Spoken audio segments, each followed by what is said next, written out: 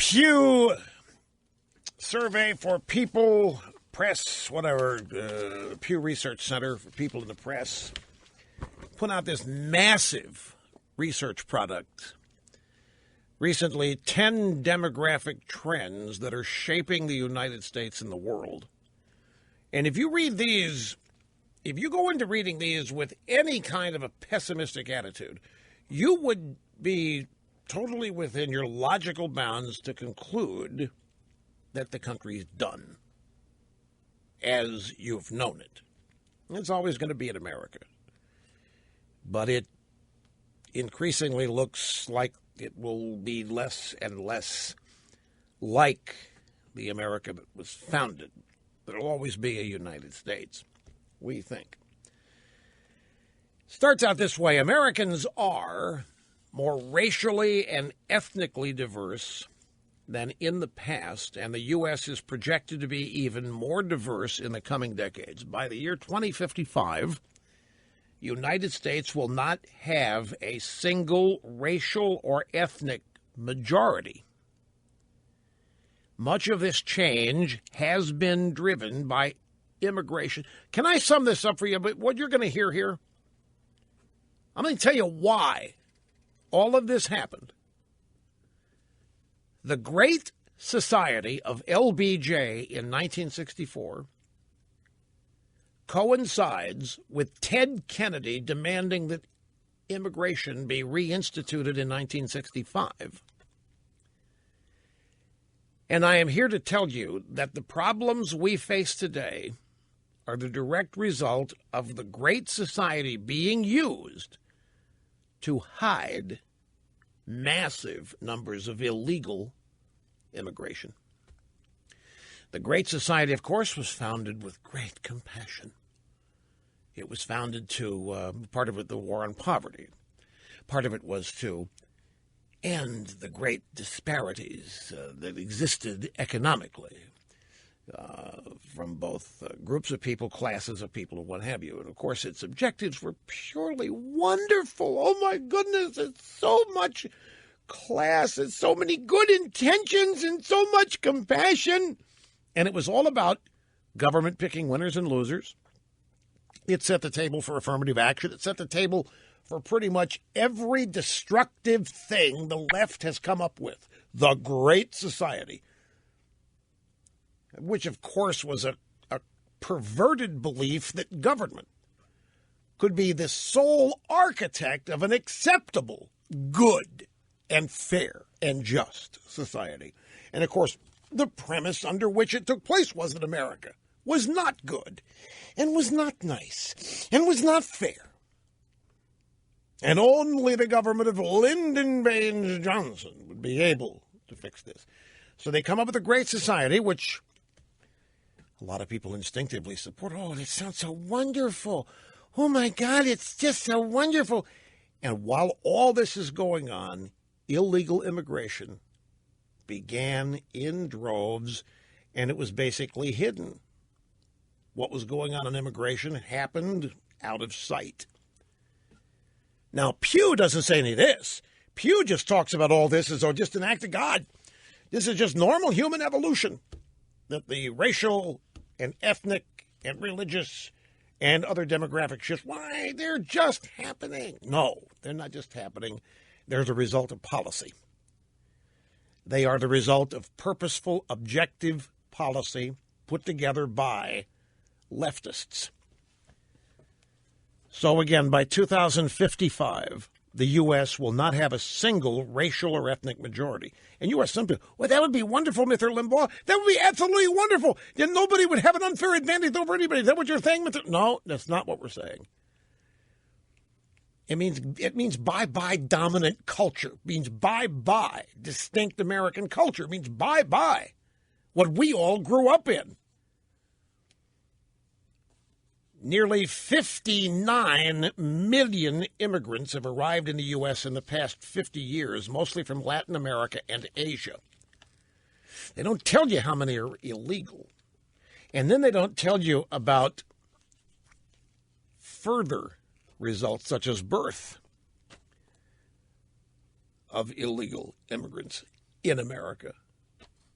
the children of illegal immigrants.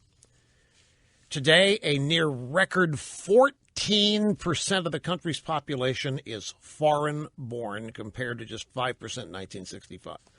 What's wrong with that, Mr. Limbaugh? What's wrong with it? You understand how it happened is what's potentially problematic about it.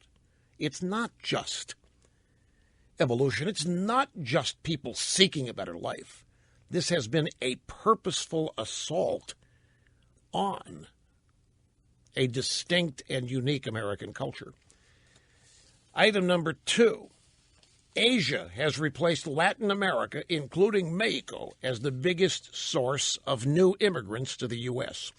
In a reversal of one of the largest mass migrations in modern histoire, net migration flows from Mexico to the U.S. turned negative between 2009 and 2014, but that's because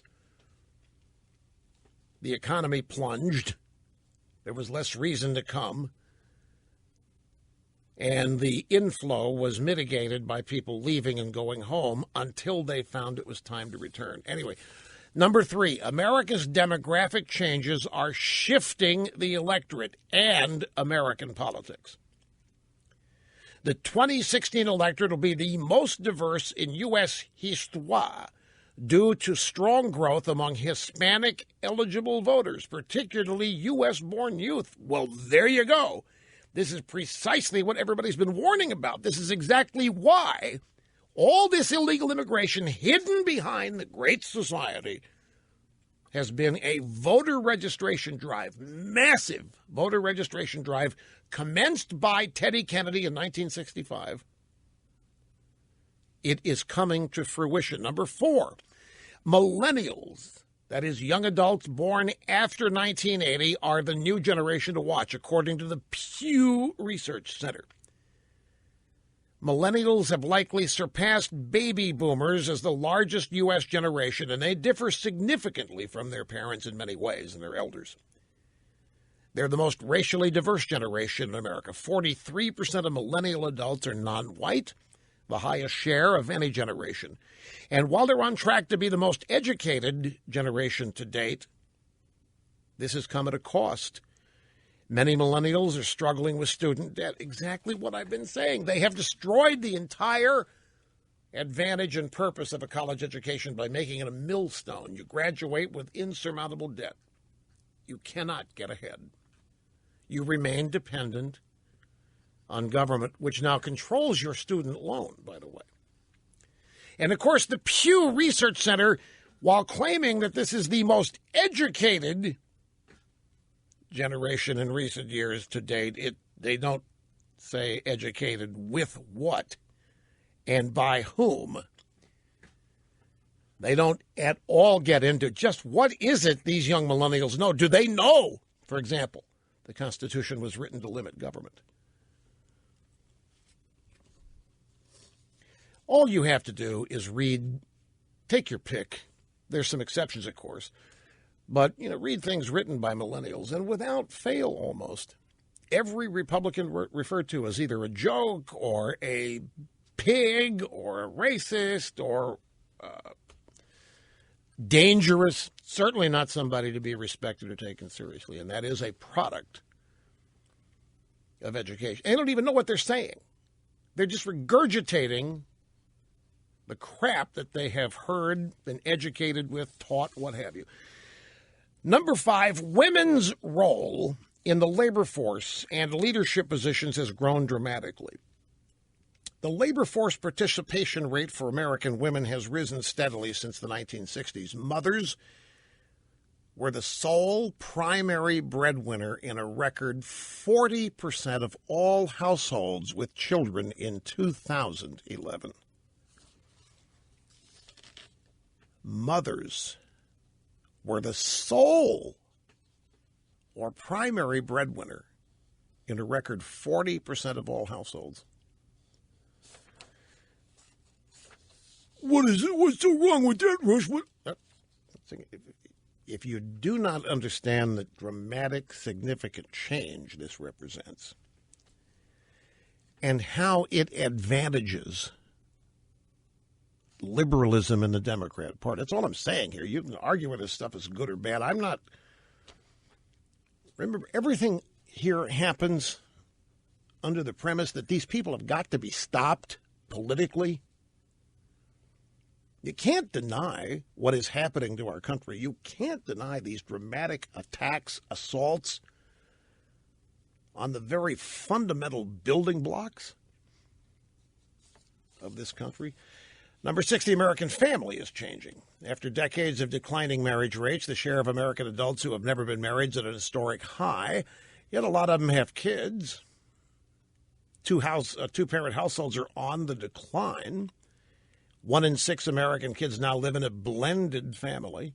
The roles of mothers and fathers are converging, due in part to the rise of breadwinner moms. Dads are doing more housework and child care, while moms are doing more paid work outside the home. Number 7, the share of Americans who live in middle-class households is shrinking. And that is really all you need to know about the future of economic growth, the potential for it, and the viability of the American dream, which really was never a house. I mean, that was a symbol.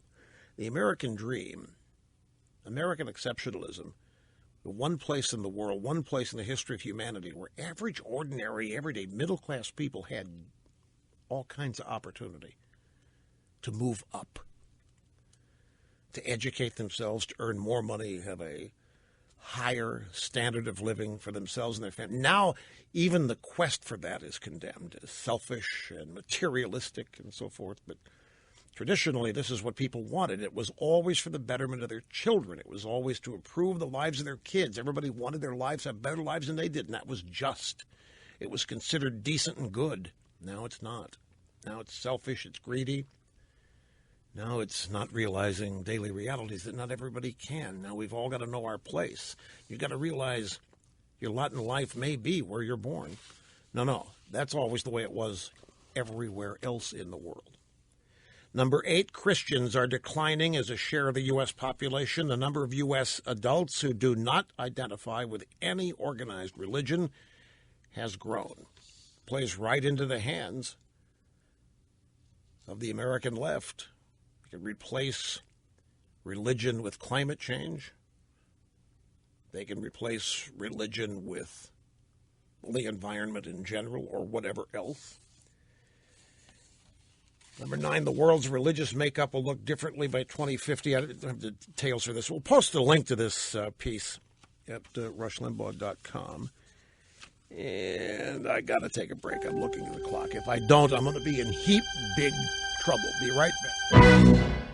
We'll link to that Pew Research Center on the demographic shifts in the country. You go through that, each of these points. There's much data included I didn't share with you. Didn't read, take too much time, but apply it to whatever issues are happening, like the bathroom law in North Carolina or the religious freedom laws in Indiana or Georgia. Apply this demographic stuff that you see in this story with all these so-called controversial things happening.